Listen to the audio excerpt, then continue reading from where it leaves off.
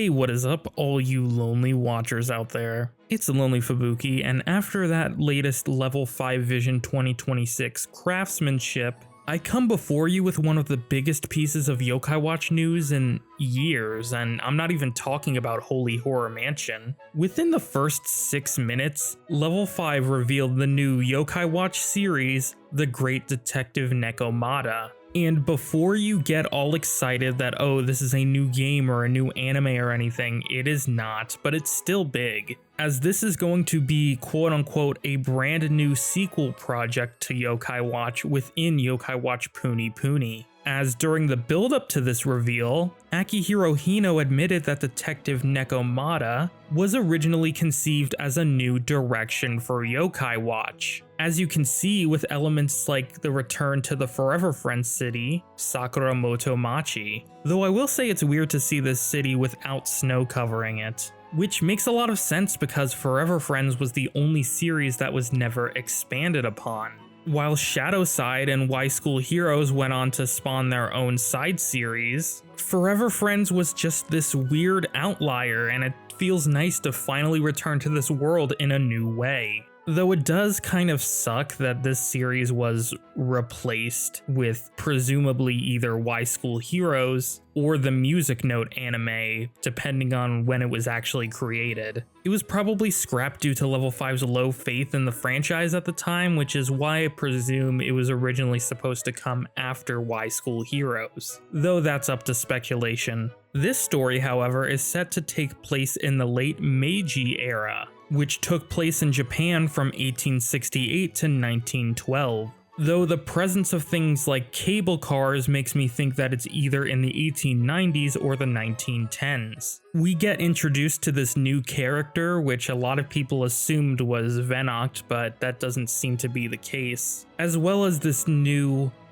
really great whisper design. And this pen item, which seems to be the replacement for the Yokai Watch, as the trailer shows the main character writing a name into the air and thus summoning a yokai, which is this new Nekomata. Now, while this character does share the name Nekomata and has Nekomata's ears, it also shares design elements with Hovernyan, such as his facial pattern and cape.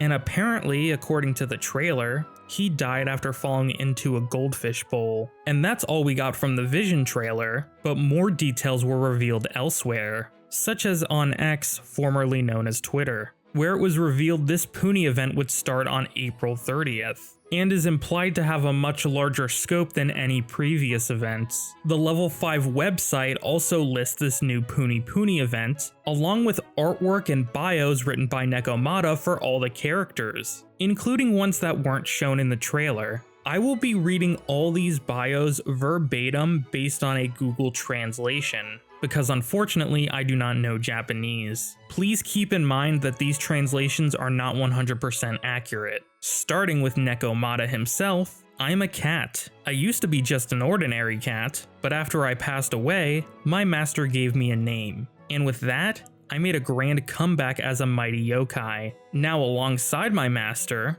I've become a detective who takes on mysterious cases. My master and I make the ultimate duo. Next is the main character of the trailer, Natsume Soseki. His bio reads, "That's my master, nya." He isn't famous at all right now, but I'm absolutely certain that someday he'll become a literary giant whose name goes down in history. Or so it should be, nya. He goes around sticking his nose into all sorts of bizarre mysteries, all in search of material for his novels, nya. His catchphrase is, "I am a great detective, nya."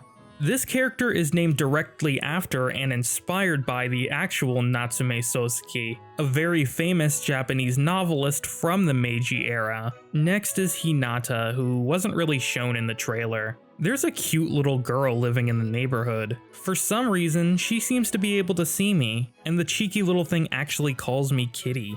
Well, I suppose I'll let it slide, seeing as I'm the grown-up here. I will, however, give her some credit for the sharp wit she uses to keep her master in line. I really hope some of this is wrong or incorrect in some way, because this just feels really gross to read. Next is the whisper of this new series, Usukari. His bio reads, he's the shopkeeper of the general store, Meioido. The shop is cluttered, almost like a maze, and it truly speaks to just how eccentric its owner is. Even the Yola fountain pen that my master uses was purchased, or perhaps should I say, foisted upon him, right from this very shop. And finally, Kijiro, another character not mentioned at all in the trailer. He's the boy who lives in the house across the street. He doesn't really have any special talents, nor does he have any particular weaknesses. He's just an ordinary kid you could find anywhere, much like a common weed growing by the roadside. And ouch, this is very clearly a jab at Nate Adams, and looks to be very similarly designed. Based on the timeline, I wouldn't doubt if this character is supposed to be Nathaniel's father and the next rung back in the Amano or Adams family lineage. And that's all that the website gives us, as there is at least one more door, but it's locked until April 28th. Now, while it is kind of cool to be finally getting new Yokai Watch content again, something that's more substantial, it really sucks that this could have been the next Yokai Watch game. This could have been the next anime arc, but it was just cancelled, probably due to Level 5's low faith in the series. And while I do like the idea of Yokai Watch during different time periods, especially the early 20th century, the fact that Level 5 was ready to lean on the detective agency trope again is kind of disappointing, as Yokai Watch 3, 4, Shadowside, and Y School Heroes all explored these ideas to death. And of course, the elephant in the room. While the character designs were clearly designed by people, and they do look really nice, it's highly likely that some of the trailer was animated with AI. While a lot of the backgrounds are obviously hand-drawn, as well as certain sequences like the overhead of Sakuramoto Machi and Whisper doing whatever this is to Natsume, the way some characters move and some design elements are likely generated by AI, or at least AI assisted, which makes them look very cheap. And it's disappointing to see this Yokai Watch revival have AI undertones. But on top of that, there are still a lot of things here to explore, like how the official website makes use of the Yokai Watch 4 world doors, implying there could be some sort of time travel at play. Could this Nekomata be related to Gusto from Forever Friends? Perhaps even Hovernyan himself? How much of this is going to be canon to the current timeline? Because series like Yokai Watch Shadowside and Y School Heroes are infamous for their retcons to the original trilogy's story.